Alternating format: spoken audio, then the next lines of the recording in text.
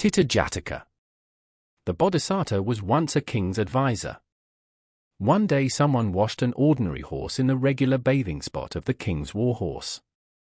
Later, when the mighty thoroughbred's caretaker took it to bathe, it would not get in the water and nobody understood why.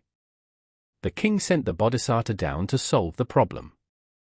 He examined the warhorse and saw that nothing physically ailed it.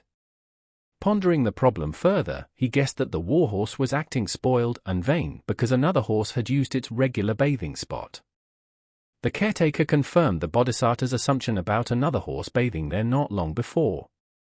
To please the haughty warhorse, the Bodhisattva told the groom to wash it elsewhere because change can be beneficial.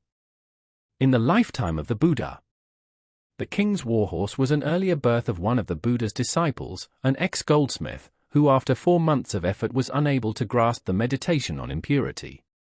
Even Sariputta, one of the Buddha's top disciples, couldn't help him. The struggling disciple had been a goldsmith in his previous 500 lives, and spending so much time around pure gold had caused a mental blockage on the subject of impurity. The Buddha was able to divine this as the cause of his impasse, so he made a pond appear and told the struggling disciple to stare at the magnificent lotus flower in the middle of it. The Buddha made the flower decay while the disciple watched, and this allowed him to have a breakthrough in understanding and become an arahant.